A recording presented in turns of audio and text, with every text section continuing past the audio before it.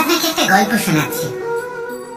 একদিন এক ব্যক্তি নিজের দ্বারে লিখে দিলেন, আজ আমি ভীষণ দুঃখী, আজ আমার সাথে কেউ দেখা করতে আসবেন না। কিছুক্ষণ পরে তার এক বন্ধু এল, সে সেই লেখা পড়ল, তাও গিয়ে তার সাথে দেখা করল। সে বলল, আমি লেখাপড়া জানি না, কিন্তু আমার বন্ধুর মনের এই বেদনা, এটা আমাকে সব সময় ডাক দেয়। এরাই হলো আসল বন্ধু। কোনো কারণে আপনি যদি দুঃখ পান, কোন সমস্যার সমাধান না বের করতে পারেন, এই সংসার থেকে আলাদা হয়ে যেতে চান, তাও এই বন্ধু আপনার সাথেই থাকবে। সমস্যার সমাধান না দিতে পারলেও আপনার সম্বল হয়ে অবশ্যই থাকবে। হয়তো আপনার দুঃখ কম করতে পারবে না, কিন্তু আশার আলো অবশ্যই দেখাবে। যখন আপনি সংসারের থেকে আলাদা হয়ে যান, তখনও আপনার সাথে যুক্ত থাকে আপনার এই বন্ধু, আসল বন্ধু। এবারে আমরা মানুষেরা বড়ই বিচিত্র। তারা সব সময় যে কোনো জিনিসের মাহাত্ম্য দুবার বুঝতে পারে। এক, তা পাওয়ার আগে। দুই, তা হারাবার পরে। এবারে ঠিক এরকমই আমাদের বন্ধুরাও হয়। যদি আজ আপনার বন্ধুরা আপনার সাথে থাকে, তাদের প্রতি কৃতজ্ঞ থাকুন, তাদের প্রসন্ন রাখুন, তাদের মাহাত্ম্য বুঝুন। কারণ একবার আপনি এদের হারালে অনুতাপ করলেও আর এদের ফেরত পাবেন না। তাই ভালোবাসুন, বন্ধুত্ব বজায় রাখুন, আর আমার সাথে প্রসন্ন হয়ে বলুন, রাধা রাধা। সময়, এই সময় না কোনো ব্যক্তি, না জীব, না বস্তু, তাও সময় জীবিত থাকে। এই সময়ে না জল, না অগ্নি, আর না বায়ু, কিন্তু তাও আমাদের জীবনের আধার এই সময়। দেখতে গেলে মানুষ এই সময়ের হাতের খেলনা। কখনো আমাদের সময় ভালো হয়, আবার কখনো খারাপ। কেউ সময় আসার প্রতীক্ষা করে, আবার কেউ সময় যাওয়ার প্রতীক্ষা করে, কিন্তু এই সময় কারোর হাতে ধরা দেয় না। এই সময় যা কেউ দেখতে পায় না, এটা সবাইকে সবকিছু দেখিয়ে যায়। দেখিয়ে যায় যে আপনকে আর পরকে, আমাদের শুভাকাঙ্ক্ষীকে আর ক্ষতিকে চায়, আমাদের মিত্রকে আর আমাদের শত্রুকে। এই সময় আপনাকে দেখায় যে আপনি কতটা শক্তিশালী, সেই সময় আপনাকে দেখিয়ে যাবে আপনি কতটা দুর্বল। এই সময় সব কিছু দেখিয়ে যায়। তাই এই সময় যা এতটা শক্তিশালী, তা আমরা নষ্ট কেন করি? ভেবে দেখুন। এবারে উঠুন আর এই সময়ের সম্পূর্ণ ব্যবহার করুন, এই সময়ের সদ্ব্যবহার করুন। কারণ এই সময়কে ব্যবহার করাটাই আপনার হাতে রয়েছে, আর কিচ্ছু না। আর এই সময় একবার বয়ে গেলে, তখন যাই করুন না কেন, কখনো ফেরত আসবে না। সময়ের সদ্ব্যবহার করুন, আর সবার মধ্যে আনন্দ ছড়ান। আর আসুন আমার সাথে ভালোবেসে বলুন, রাধা রাধা। এই জল দেখতে পাচ্ছেন আপনি? এটা ঘোলা জল, এতে ময়লা মিশে আছে। কিন্তু যদি আপনি এটা কিছুক্ষণ এমনি ফেলে রাখেন, তাহলে দেখবেন এই ময়লা আপনা থেকেই নিচে ছিটিয়ে পড়বে। কিন্তু এই পাত্রটা নাড়াতে থাকলে এমনটা হবে না। শান্ত ছেড়ে দেবেন, তবেই এই ময়লা নিজেই নিচে চলে যাবে। ঠিক সেইভাবেই যখন আমাদের জীবনে কোনো সমস্যা আসে, কোনো অশান্তির সৃষ্টি হয়, তখন উত্তেজিত হয়ে পড়লে, নিজের সংযম হারিয়ে ফেললে আমরা এর সমাধান পাবো না। শান্ত থাকলে তখনই সমস্যার সমাধান পাবো। তাই মনে রাখবেন, ধৈর্য আর সংযম দ্বারা শান্ত মনে বিচার করলে যত বড়ই সমস্যা হোক না কেন, তার সমাধান আপনি অবশ্যই পাবেন।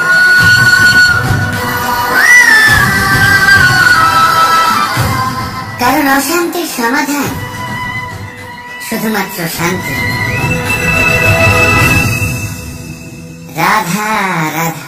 প্রজাপতি আকাশে উড়ে বেড়ায়, সে সুন্দর ফুলের রস আস্বাদন করে, উন্মুক্ত উড়ে বেড়ায়, কিন্তু তারও বিপদ কম কিছু নেই। যেমন হলো পতঙ্গ, জন্তু এই প্রজাপতিকে নিজের আহার করে নেয়। তাকে এদের থেকে সাবধানে থাকতে হয়। সত্য হলো এটাই যে এই প্রজাপতি ততদিনই সুরক্ষিত থাকে যতদিন এদের পাখনা বৃদ্ধি পায় না। যখন এরা এদের খোলসের মধ্যে থাকে, যখন না কারো দৃষ্টি এদের উপর পড়ে আর না কোনো শত্রু এদের আঘাত করতে পারে, কিন্তু তখন তারা বন্ধ থাকে, অবিচল নিশ্চল থাকে। এই সুন্দর সংসার দেখার জন্য, এই সুন্দর আকাশ পাওয়ার জন্য তাকে তার সুরক্ষা ক্ষেত্র থেকে বাইরে বেরিয়ে আসতেই হয়। আর এটাই জীবনের নিয়ম। মানুষের সাথেও ঠিক এরকমই হয়। যদি মানুষ বিশ্রাম আর সুরক্ষা এদের বন্ধন থেকে না বেরোয়, তাহলে সে জীবিত অবশ্যই থাকবে, কিন্তু জীবন ধারণ করতে পারবে না। কারণ যদি জীবনে বড় কিছু করতে হয়, বড় কোনো কিছু পেতে হয়, সাফল্যের শিখর অবধি পৌঁছতে হয়, তাহলে সর্বপ্রথম আপনাকে নিজের সুরক্ষা ক্ষেত্র থেকে বেরিয়ে আসতেই হবে। এই আরামকে ত্যাগ করতেই হবে। তবেই আপনি সফল হতে পারবেন। তবেই আপনি এই প্রজাপতির মতো আকাশে উড়ে বেড়াতে পারবেন। রাধা রাধা। আপনি নিশ্চয়ই দেখে থাকবেন যে প্রদীপের নিচে অন্ধকার থাকে। যে প্রদীপ সংসারকে আলোকিত করে, সেই প্রদীপের নিচেই অন্ধকার। এবারে অনেক মানুষ আছে যারা এই বিষয়টা এইভাবে দেখে যে ব্যক্তি নিজের সমস্যার সমাধান করতে পারে না, আর গোটা সংসারকে উপদেশ দেয়।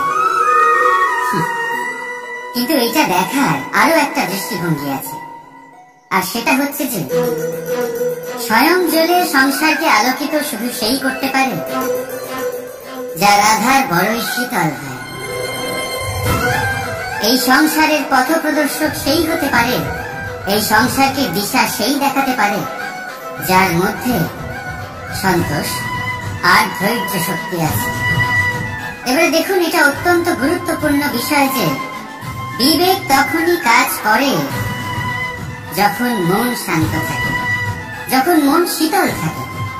তাই যদি আপনি এই জীবনে কোনো বড় কর্ম করতে চান, তাহলে সর্বপ্রথম আপনার এই মনকে, এই বিবেককে, এই হৃদয়কে, এই আধারকে, এই ভূমিকে শীতল রাখতে শিখুন। ধৈর্য ধরুন। সংসারে এমন কিছু নেই যা আপনি করতে পারবেন না।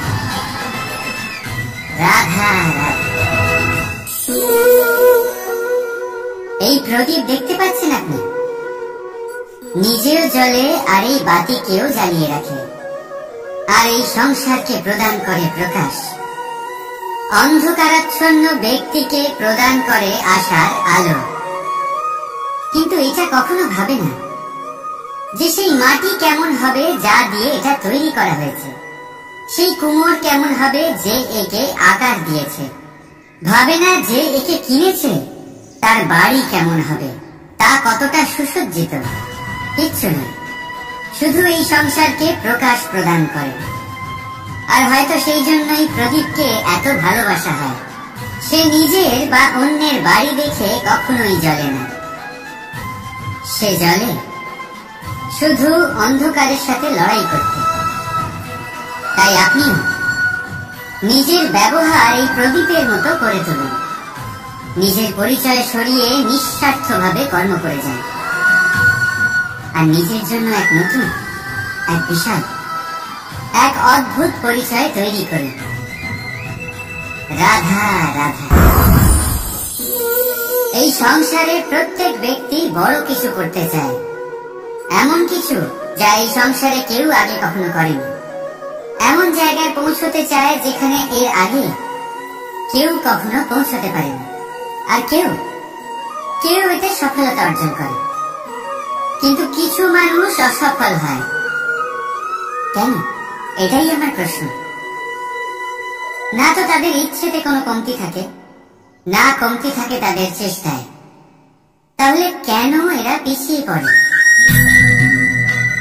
এর উত্তর বড়ই সরল। এই সংসার, আপনাদের বলি কিভাবে।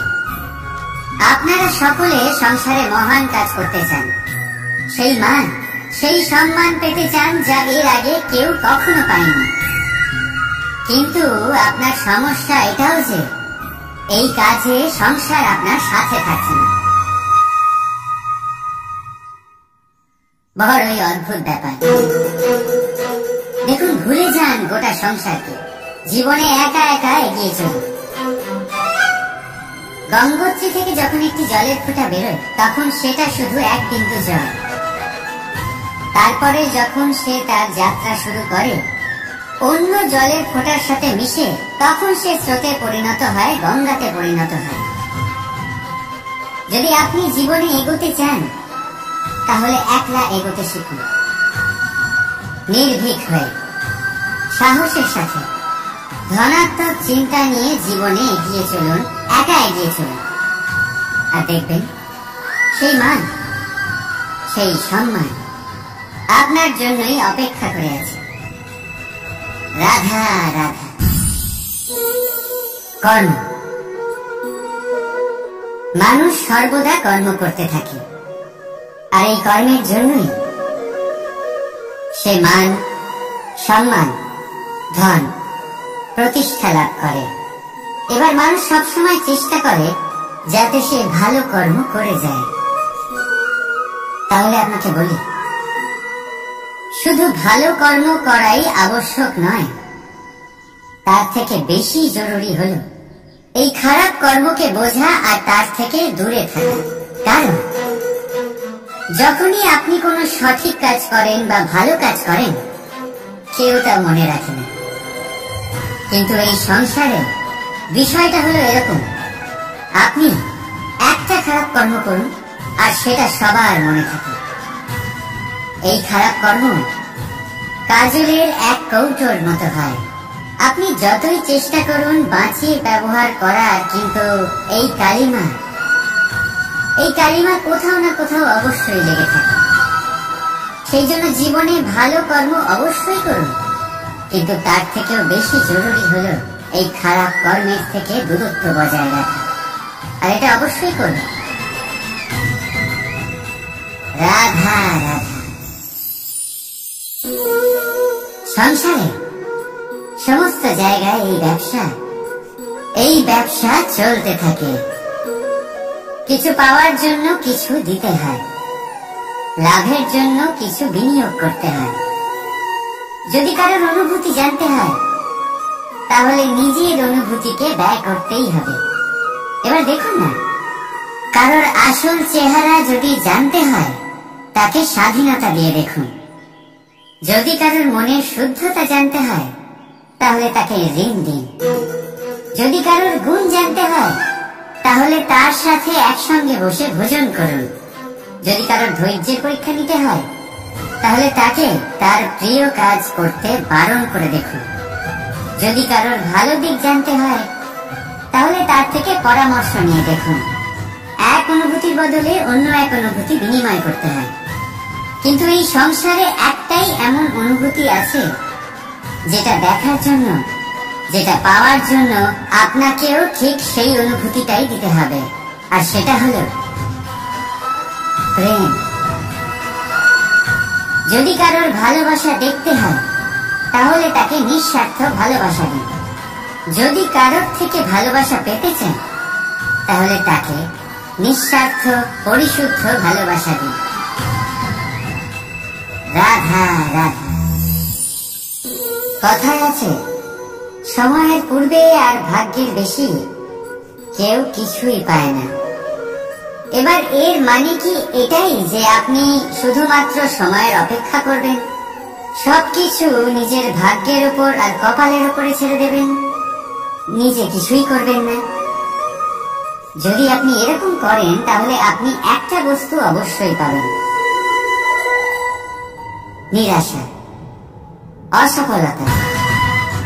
এবারে আপনি বলবেন, যদি সবকিছুই ভাগ্য আর সময়ের উপরে নির্ভরশীল হয়, তাহলে আমরা কি বা করতে পারি? করতে পারি চেষ্টা, পরিশ্রম। এই চেষ্টাই আপনার জীবনে সেই সময়কে আপনার কাছে টেনে নিয়ে আসে, সেই সময়ে যার অপেক্ষা আপনি করছেন। আর এই ভাগ্য তার সামনেই নত হয় যে সর্বদা পরিশ্রম করতে থাকে। রাধা রাধা। এই পদ্ম ফুল দেখতে পাচ্ছেন? এর অভ্যেস হলো জলস্তরের ওপরে ভাসা। সেই জন্য জলাশয়ের জলস্তর যখন বৃদ্ধি পায়, এই যে ফুলের কাণ্ড দেখছেন, সেটাও বাড়তে থাকে, যাতে এই ফুল জলস্তরের ওপরে থাকে। কিন্তু যখন সেই জলাশয়ে জলস্তর নামতে থাকে, সেই কাণ্ড নিজেকে ছোট করতে পারে না, আর এই ফুল নিজের ভারে নিজেই ভেঙে পড়ে। এবার এটা আমাদের সাথেও হয়। সময়ের সাথে আমরা জীবনে যত সাফল্য পাই, আমাদের জীবনের স্তর বাড়তে থাকে। আর যখন আমাদের সংস্থান কমতে থাকে, আমরা সেই জীবন স্তর ছাড়তে পারি না, আর শেষ পর্যন্ত সেই জীবন স্তরের কারণেই ভারাক্রান্ত হয়ে শেষ হয়ে যায়। সেই জন্য যদি কিছু রাখতে হয়, তাহলে তা হলো দৃষ্টিভঙ্গি। সাধারণভাবে জীবন যাপন করতে শিখুন, সময়ের চক্রও আপনাকে মাত দিতে পারবে না। রাধা রাধা। আমাদের মধ্যে বহু মানুষ মাঝে মাঝে নিজেকে অকর্মণ্য মনে করি, ভেবে নিই যে এত চেষ্টা করার পরেও কিছুই পেলাম না, আর হয়তো পরেও কিছুই পাবো না। আর সেই জন্য নিজের জীবনের সমস্ত বোঝা অন্য কারোর কাঁধে চাপিয়ে দিই, নিজের ওপরে বিশ্বাস হারিয়ে ফেলি। কেন বুঝতে পারেন না এই কথাটা? যে যতক্ষণ না পায়ে কোনো কাঁটা ফুটবে, ব্যক্তি কি করে বুঝতে পারবে যে এরপর থেকে নিচে তাকিয়ে চলতে হবে? সূর্যকে নিজে জ্বলতে হয় যাতে বাকিদের প্রকাশ দিতে পারে সে। রাতের অন্ধকারের সাথে লড়াই করার জন্য চন্দ্রিমাকে আকাশে একা উজ্জ্বল হতে হয়। নদী নিজের যাত্রা কি করে করে, নিজের পথ কি করে নির্মাণ করে? সে পাথরের সাথে লড়াই করে তা বানায়। যদি স্বয়ং আপনি নিজের সাহায্য করতে অক্ষম হন, তাহলে নিশ্চিতভাবে আপনার এই জীবন ব্যর্থ হয়ে যাবে। তাই মনে রাখবেন, এই সংসারে নিজের জীবনের ভার নিজের কাঁধেই বহন করতে হয়। অন্যের কাঁধের উপর শুধুমাত্র পরলোক যাত্রা হয়। সেই জন্য এই সংসারে জীবিত সেই যে আত্মনির্ভর।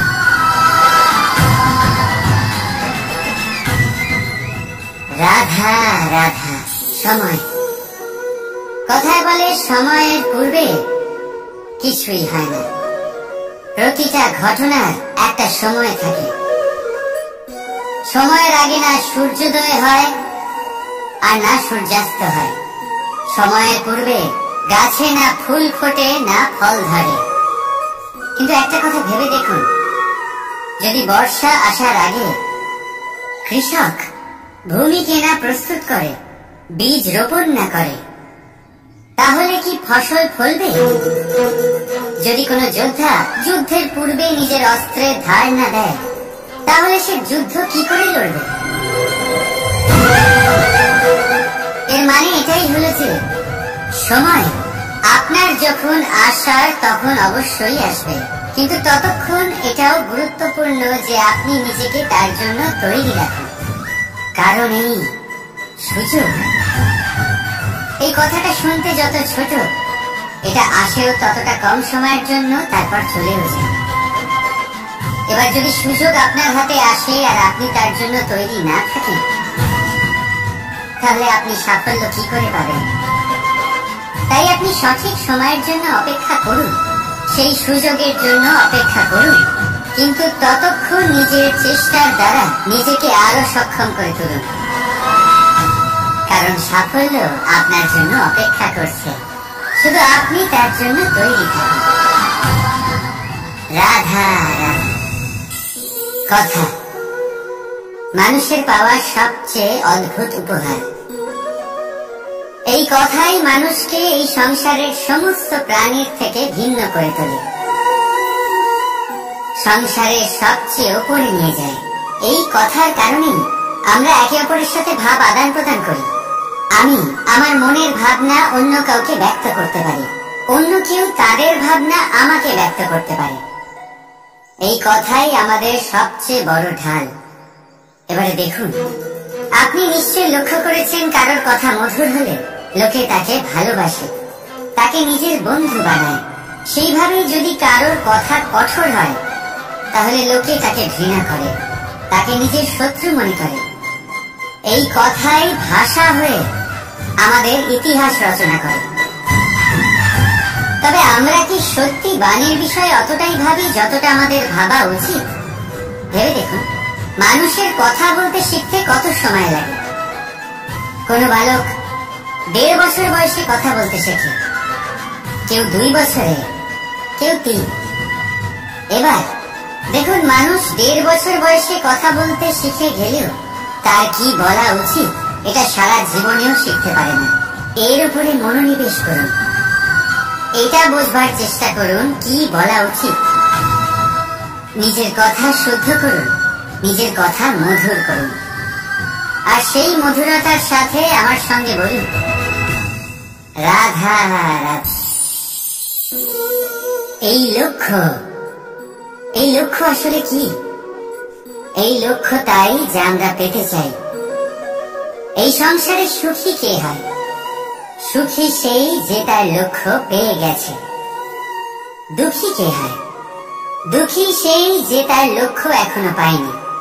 এবারে প্রশ্ন এখন এটাই যে লক্ষ্য সবাই পেতে চায়, লক্ষ্য পাওয়ার জন্য সবাই প্রাণপণ চেষ্টাও করে, তাহলে সবাই তাদের লক্ষ্যে পৌঁছাতে পারে না কেন? ঠিক আছে, কোথাও না কোথাও কিছু না কিছু কমতি থেকেই যায়, যাই বাধা থাক।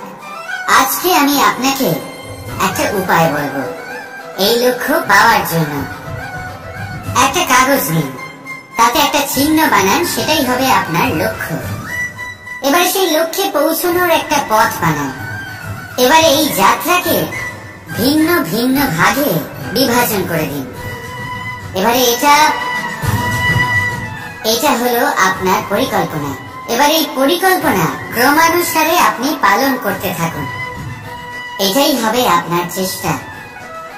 এবার এইভাবে যদি আপনি চেষ্টা করতে থাকেন, যাই আপনার কল্পনা হোক না কেন, তা বাস্তব অবশ্যই হবে। তাহলে এই কল্পনাকে বাস্তবে রূপান্তরিত করুন। এইভাবেই নিজের পরিকল্পনা পালন করতে থাকুন। আপনার যাই কল্পনা থাকুক বা যাই লক্ষ্য থাকুক, তা বাস্তবে পরিণত হয়ে আপনার হাতে অবশ্যই আসবে। রাধা রাধা। বাবার এক মিত্র ছিলেন, বড়ই দুঃখী ছিলেন, বিপদে পড়েছিলেন। কি করবেন? ব্যবসা ভালোভাবে চলছিল না, বাড়িতে শান্তি ছিল না, সমস্ত জায়গায় ক্ষতি হচ্ছিল। তাই উনি একজন জ্যোতিষীকে দেখালেন। জ্যোতিষী বললেন, আপনার যে বাড়ি আছে সেটা আপনার জন্য অশুভ, আপনার এই বাড়ি পাল্টে ফেলুন। উনি বাড়ি পাল্টে ফেললেন, তবুও ওনার সমস্যার সমাধান হলো না। তারপর একজন জ্ঞানী ব্যক্তি ওনাকে বললেন যে আপনার জামা কাপড়ের যে রং, সেটা বিপদকে আমন্ত্রণ জানাচ্ছে, এই জামা কাপড়গুলিকে পাল্টে ফেলুন।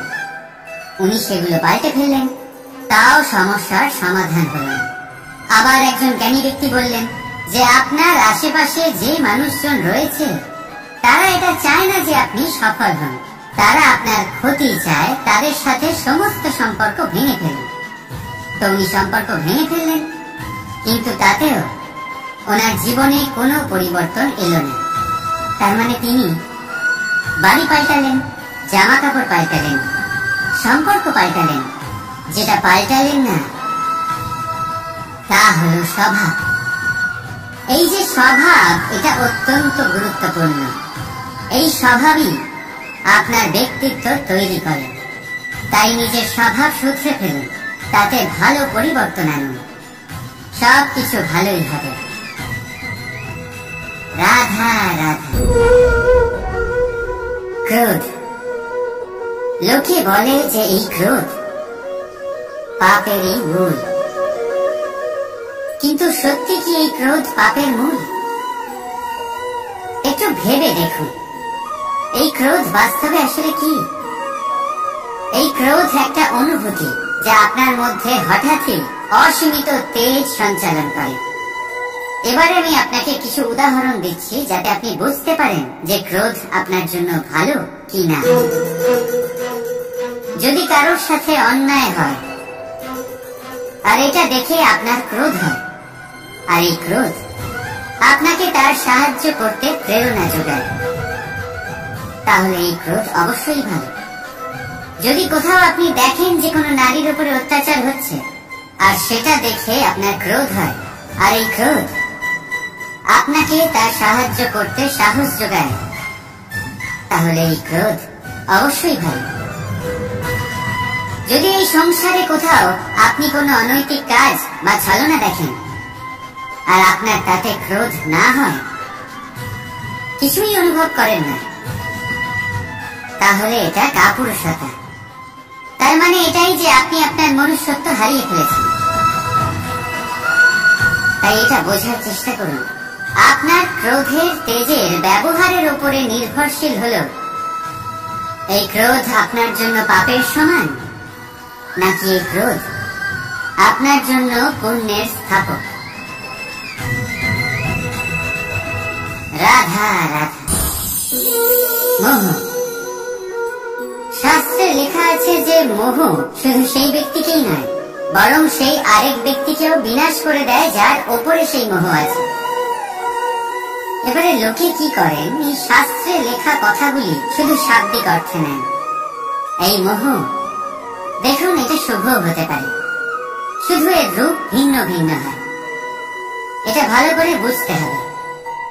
এবারে মোহ যদি কোনো বস্তুর উপরে থাকে তাহলে তা লালসা হয়ে যায়। মোহ কোনো বিশেষ ব্যক্তির উপরে হয়ে গেলে তা প্রেম নয়, আকর্ষণ হয়ে যায়। মোহ কোনো চাহিদার উপরে হয়ে গেলে তা বাসনা হয়ে যায়। মোহ বিজয়ের উপরে হয়ে গেলে তা কুণ্ঠা হয়ে যায়। মোহ নিজের সংস্কৃতির উপরে হলে আপনাকে সংস্কৃতির রক্ষক বানায়। যদি এই মোহ নিজের গুণের উপরে হয়, তাহলে সেই শিল্প দ্বারা আপনি এই সংসারে অদ্ভুত সব কাজ করতে পারবেন। এবারে এটা আপনার উপরে নির্ভরশীল যে এই মোহকে আপনি সৃজনের আধার বানাতে চাইবেন নাকি বিনাশের অস্ত্র বানাতে চাইবেন। ভেবে দেখুন, সিদ্ধান্ত আপনার। রাধা রাধা।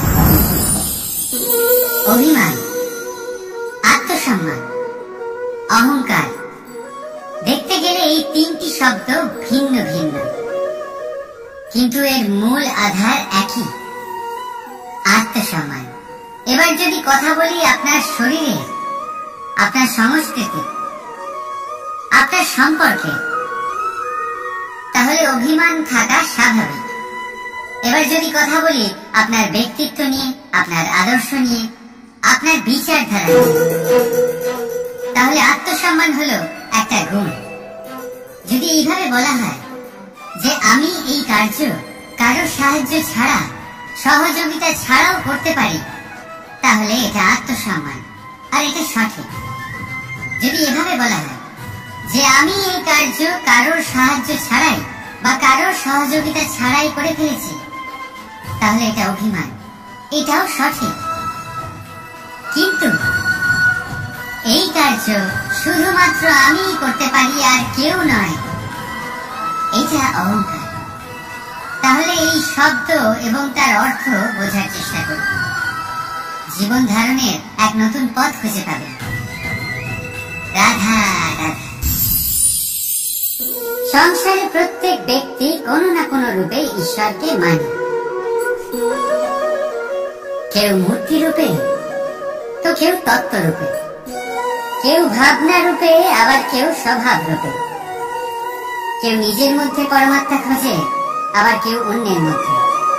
কারোর কাছে জ্ঞানই পরমাত্মা, সংসারে প্রত্যেক মানুষই কোনো না কোনো রূপে তার ঈশ্বরকে পেয়েই যান। কিন্তু একটা কথা বলবো, ঈশ্বর প্রথমেই নিজের একটা স্বরূপ পৃথিবীতে আপনার কাছে পাঠিয়ে দিয়েছেন। সেই স্বরূপ হল আপনার মাতা, আপনার মা। সেই মা যিনি আপনাকে জন্ম দিয়েছেন, আপনাকে বাঁচতে শিখিয়েছেন, আপনাকে সংস্কার দিয়েছেন।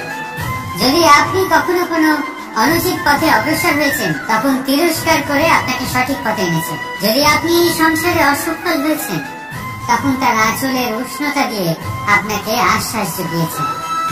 সেই সমস্ত কাজ করেন এই মা, যা ঈশ্বর করেন। সেই জন্য মনে রাখবেন যে এই সংসারে আপনার সবচেয়ে প্রথম ঈশ্বর যদি কেউ থাকে, তাহলে তা আপনার মা। প্রত্যেক প্রতিমাতে ঈশ্বর নাই থাকতে পারে, কিন্তু প্রত্যেক মায়ের মধ্যে ঈশ্বর অবশ্যই থাকে।